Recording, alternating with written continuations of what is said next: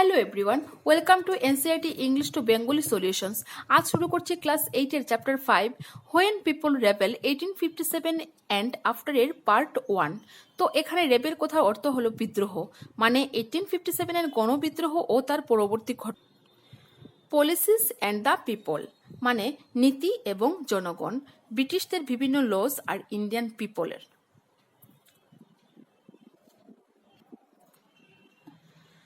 In the previous chapters, you looked at the policies of the East India Company and the effect they had on different people.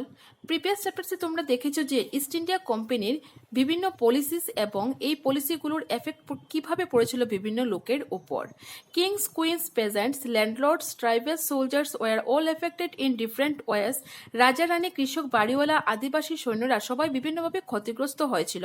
You have also seen how people resist policies and actions that harm their interests or go against their sentiments. তোমরা এও দেখেছো যে কিভাবে লোকেরা ব্রিটিশদের পলিসিগুলোর বিরোধিতা করেছিল, যা তাদের স্বার্থের ক্ষতি করে বা তাদের সেন্টিমেন্টসের এগেনস্টে যায়, মানে তাদের অনুভূতির বিরুদ্ধে যায়। নবাব লস দেয়ার পাওয়ার। এখানে আমরা পড়ব কিভাবে নবাবরা তাদের পাওয়ার হারিয়েছিল। নবাব বলতে এখানে ইন্ডিয়ানসরা যাদের লিডার হিসাবে মানত তাদেরকে নবাব বলা হয়, মানে ব্রিটিশ ইন্ডিয়াতে আসার আগে যারা রুলার ছিল। Since the mid-18th century, Nawabs and Rajas had seen their power erode. 18th সেঞ্চুরির মিডিল থেকেই নবাবরা এবং রাজারা তাদের পাওয়ার ক্ষয় হতে দেখেছিলেন। এখানে ইরোড মানে হলো ক্ষয়। They had gradually lost their authority and honour. তারা ধীরে ধীরে তাদের অথরিটি এবং সম্মান হারাচ্ছিলেন। Residents had been stationed in many courts, the freedom of the rulers reduced, their armed forces disbanded and their revenues and territories taken away by stages. তো residents বলতে এখানে ব্রিটিশ এজেন্টদের কথা বলা হয়েছে, যারা ইন্ডিয়ান কিংসের কোর্টে থাকতো। রুলার্স মানে শাসকদের স্বাধীনতা হ্রাস পেয়েছিল, তাদের আর্মড ফোর্সেস মানে সশস্ত্র বাহিনী ভেঙে দেওয়া হয়েছিল, এবং তাদের রেভিনিউস মানে রাজস্ব এবং টেরিটরিজ মানে এলাকাগুলো পর্যায়ক্রমে কেড়ে নেওয়া হয়েছিল। Many ruling families tried to negotiate with the company to protect their interests. বহু শাসক পরিবার তাদের স্বার্থ রক্ষার জন্য কোম্পানির সাথে আলোচনার চেষ্টা করেছিল। For example, Rani Lakshmibai of Jhansi wanted the company to recognize her adopted son as the heir to the kingdom after the death of her husband. Example হলো ঝাঁসি রানী লক্ষ্মীবাই তার হাজবেন্ডের মৃত্যুর পর তার দত্তক পুত্রকে উত্তরাধিকারী হিসেবে স্বীকৃতি দিতে চেয়েছিলেন। এখানে এয়ার মানে উত্তরাধিকারী আর অ্যাডপ্টেড সন মানে দত্তক পুত্র। নানা সাহেব, the adopted son of Peshwa Bajirao II, pleaded that he be given his father's pension when the latter died. Peshwa Bajirao two এর দত্তক পুত্র রানা সাহেব তার পিতার মৃত্যুর পর পেনশন বজায় থাকার জন্য আবেদন করেন। However, the company, confident of its superiority and military powers, turned down this plea. তবে কোম্পানি তার শ্রেষ্ঠত্ব এবং সামরিক শক্তির বিষয়ে কনফিডেন্ট থাকায় এই আবেদনগুলো প্রত্যাখ্যান করেছিল। Awadh was one of the last territories to be annexed. Awadh মানে বাংলাতে যাকে অযোধ্যা বলা হয়, তা ছিল সর্বশেষ অঞ্চলের মধ্যে একটি যা ব্রিটিশরা দখল করেছিল। In 1801 a subsidiary alliance was imposed on Awadh and in 1856 it was taken over. 1801 এ আওয়াধে সাবসিডিয়ারি এলিয়েন্স আরোপ করা হয়েছিল এবং 1856 এ এটি দখল করা হয়েছিল। আচ্ছা, সাবসিডিয়ারি এলিয়েন্স মানে কি বোঝায়? ব্রিটিশ কোম্পানি একটা অর্ডার দিয়েছিল লোকাল রুলার্সদেরকে যে তারা কেউ ওন মিলিটারি ক্যারি করতে পারবে না এক্সেপ্ট ব্রিটিশার্স। কোম্পানি এটাও বলেছিল যে কোম্পানি লোকাল রুলার্সদের সিকিউরিটি দেবে রেভিনিউ এর বদলে। Governor general Dalhousie declared that the territory was being misgoverned and British rule was needed to ensure proper administration. তো গভর্নর জেনারেল ডালহৌসি ডিক্লেয়ার করেছিলেন যে এই টেরিটরি নাকি ভুল পথে শাসন করা হচ্ছে, তাই এখানে প্রপার অ্যাডমিনিস্ট্রেশন নিশ্চিত করার জন্য ব্রিটিশ রুলের প্রয়োজন।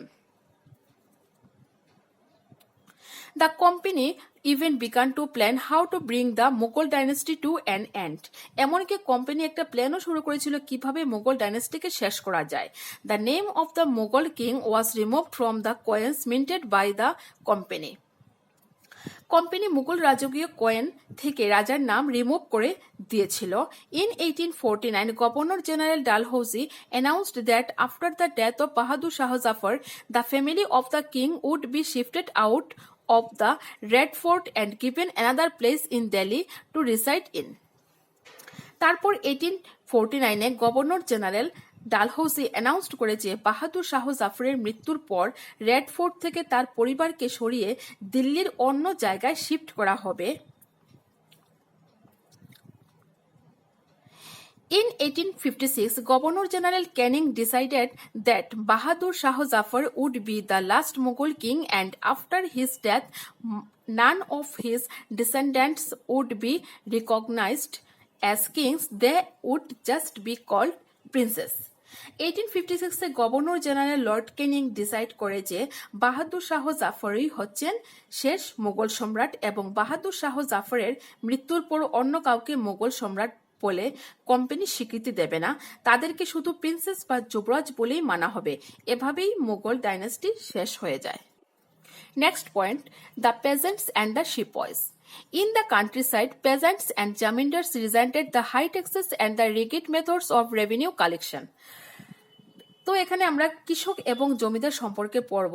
তো কোম্পানি কি করেছিল, গ্রামাঞ্চলে কৃষক আর জমিদারদের উপর হাই ট্যাক্সেস লাগিয়ে দিয়েছিল, কিন্তু তারা ট্যাক্সেস পে করতে পারতো না। তারা খুব বিরক্ত হয়েছিল কোম্পানির উপর হাই ট্যাক্স আর রেভিনিউ কালেকশনের যে কঠোর পদ্ধতি ছিল তার উপর। তাদের অনেক ফোর্স করা হতো ট্যাক্স পে করার জন্য। Many failed to pay back their loans to the moneylenders and gradually lost the lands they had tilled for generations.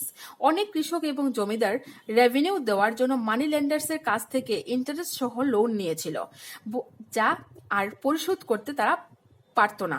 এর ফলে তারা তাদের ল্যান্ড হারিয়ে ফেলত, যে ল্যান্ডটিতে কয়েক জেনারেশন ধরে চাষ করে তারা এসেছিল। এটাও রিভোল্টের একটা অন্যতম কারণ ছিল। The Indian sepoys in the employ of the company also had reasons for discontent. তো ইন্ডিয়ান সিপয়েস মানে সিপাহীরা যারা কোম্পানির সেনাবাহিনীতে নিযুক্ত ছিল, কিন্তু তারা কখনোই খুশি ছিল না, কোম্পানির প্রতি প্রচুর ক্ষোভ ছিল তাদের। They were unhappy about their pay allowances and conditions of service. তাদের স্যালারি অ্যালাউন্সেস আর সার্ভিসের যে কন্ডিশন বা শর্ত ছিল তার উপর তারা আনহ্যাপি ছিল। Some of the new rules, moreover, violated their religious sensibilities and beliefs. তখন এমন কিছু নিয়ম সে সময় চালু করা হয় যা সিপাহীদের ধর্মীয় বিশ্বাসে আঘাত হানে। Did you know that in those days many people in the country believed that if they crossed the sea, they would lose their religion and caste? তোমরা কি জানো ওই সময়ে অনেক মানুষ এটা বিশ্বাস করতো যে যদি তারা সমুদ্র পার করে নিত কোনো কারণে, তাহলে তাদের রিলিজিয়ান আর কাস্ট হারাতে হবে। এখানে সমুদ্র পার করা মানে যখন ইন্ডিয়ানরা বাইরে যেতে হতো তাদের সি রোড দিয়ে। So, when in 1824 the sepoys were told to go to Burma by the sea road to fight for the company, they refused to follow the order, though they agreed to go by the land route. যখন 1824-এ Indian সিপাহীদের C road দিয়ে Burma যাওয়ার কথা বলা হয় যুদ্ধের জন্য, তখন তারা সি রুটে যেতে রাজি হয়নি, কারণ যদি তাদের ধর্ম নষ্ট হয়ে যায় তাই। যদিও তারা ল্যান্ড রুটে যেতে রাজি ছিল। They were severely punished and since the issue did not die down, in 1856 the company passed a new law which stated that every new person who took up employment in the company's army had to agree to serve overseas if required. এর জন্য তাদেরকে ভয়ানক শাস্তিও পেতে হয়। তারপর 1856-এ company একটি নতুন আইন তৈরি করে। আইনটি হলো যারা কোম্পানির আর্মিতে নিউলি জয়েন করবে অ্যাজ এ এমপ্লয়ি, তাদের এটা মানতেই হবে যখন প্রয়োজন তখন তাদের সি রোড দিয়ে যেতে হবে। Sepoys also reacted to what was happening in the countryside. Many of them were peasants and had families living in the villages. So the anger of the peasants quickly spread among the sepoys. Country সাইডে কি ঘটছে তা নিয়ে সিপাহীরা react করেছিল। তাদের মধ্যে বেশিরভাগ কৃষক ছিল এবং গ্রামে তাদের পরিবার ছিল, তাই কৃষকদের ক্ষোভ খুব তাড়াতাড়ি সিপাহীদের মধ্যে স্প্রেড হয়ে যায়। Next, responses to reforms. The British believed that Indian society had to be reformed. Actually ব্রিটিশরা বিশ্বাস করতো যে ইন্ডিয়ান সোসাইটিকে রিফর্ম করার প্রয়োজন। তো রিফর্ম মানে সংস্কার করা বা সংশোধন করা।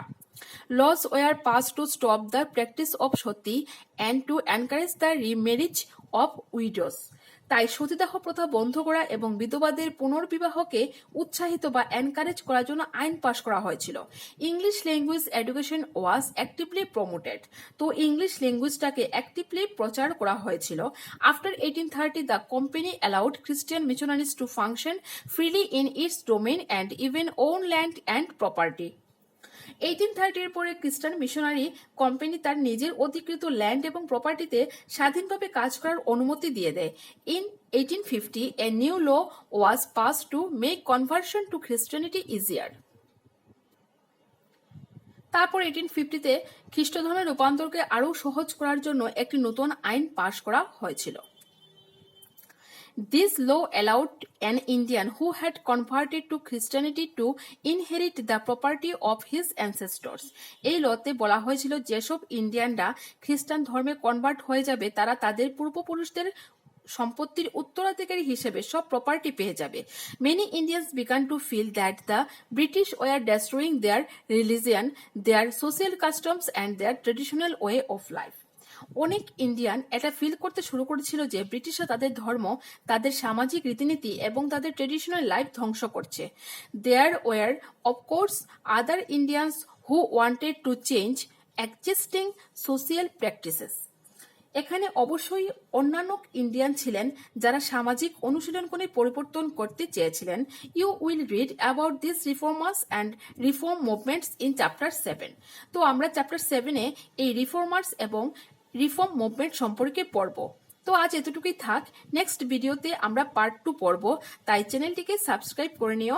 আর যদি চ্যানেলটা ভালো লাগে তাহলে অবশ্যই লাইক, কমেন্ট এবং শেয়ার করো।